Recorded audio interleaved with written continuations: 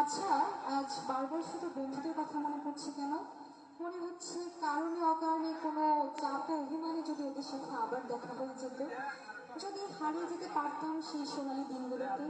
কিন্তু আজকেই কেন সেই হারানো দিনের কথা মনে পড়ছে? আচ্ছা ভাইয়া, সেই দিনগুলোতে কি হারিয়ে যাওয়া আদৌ সম্ভব? অবশ্যই সম্ভব, কেন নয়? কিভাবে সম্ভব? চোখ বন্ধ করো, চোখ বন্ধ করো, তাহলে আমরা সবাই অতীতে হারিয়ে যেতে পারবো। কই পাচ্ছি না তো। এই সময় যদি যদিকে একটু গুনগুনিয়ে গান গাইতো তাহলে হয়তো বা সুবিধা হতো। অবশ্যই গুনগুনিয়ে গান গাবো। মঞ্চের সামনে যারা আছেন তারা যদি গুনগুনিয়ে গান শুনতে চান এবং অতীতে ফিরে যেতে হবে, আমরা কমিটমেন্টে যাই। সবাইকে চোখ বন্ধ করে আমরা আমাদের অতীত জীবনে ফিরে যেতে চাই। সবাই রাজি আমার সাথে? তাহলে আমি গুনগুন করে 2 লাইন গান গাবো।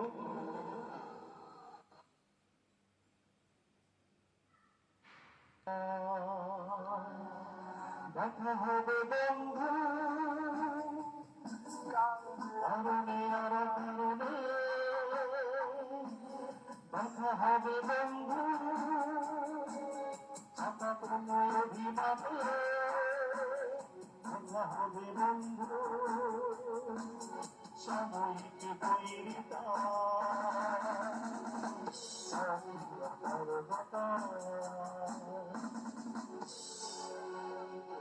আমরা কারণে অকারণে অভিমানে বন্ধুদের সাথে দেখা হবে এই প্রত্যাশা করি।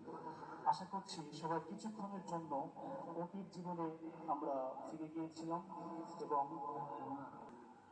বাংলাদেশের একটি ঐতিহ্যবাহী ও সমৃদ্ধ জনপদ, যা তার বিখ্যাত পাথর শাড়ি, সুস্বাদু পোড়াবাড়ির চমচম এবং সাংস্কৃতিক ঐতিহ্যের জন্য সারা দেশে পরিচিত। যমুনা, ধলেশ্বরী ও বংশাই নদীর অববাহিকায় অবস্থিত টাঙ্গাইল জেলার ঐতিহ্যবাহী ভবনের প্রাণকেন্দ্রে অবস্থিত গোবিন্দবাসী সরকারি প্রাথমিক বিদ্যালয়ের 100 বছর পূর্তি অনুষ্ঠানে উপস্থিত বিশেষ অতিথি, শিক্ষক শিক্ষিকাবৃন্দ এবং প্রাক্তন ও বর্তমান শিক্ষার্থীবৃন্দ সহ অন্যান্য অতিথিবৃন্দ, সবাইকে জানাই আন্তরিক অভিবাদন এবং পবিত্র ঈদ উল ফিতরের শুভেচ্ছা। ঈদ মোবারক। আমাদের রেসপন্স আছে জোরে, ঈদ মোবারক। ধন্যবাদ সবাইকে। শতবর্ষ জয়ন্তী কেবল পুরনো স্মৃতিচারণা নয়, বরং নতুন প্রজন্মের অনুপ্রেরণা এবং ভবিষ্যতের কর্মপরিকল্পনা তৈরির এক অনন্য সুযোগ।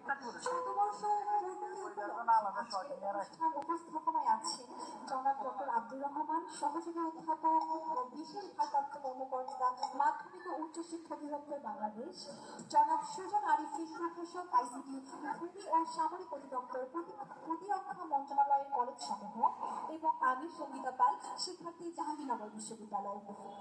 অনুষ্ঠানের শুরুতেই 100 বছর পূর্তি অনুষ্ঠানের আয়োজক কমিটির সম্মানিত সভাপতি জনাব মাকসুদ জামিল মিন্টু ভাইয়ের কাছে অনুষ্ঠানটি শুরু করার বিনীত প্রার্থনা করছি। ধন্যবাদ। অনুষ্ঠানের শুরুতেই পবিত্র কোরআন থেকে তিলাওয়াত করবেন প্রাক্তন শিক্ষার্থী নাজমুল আরিফিন আশরাফ।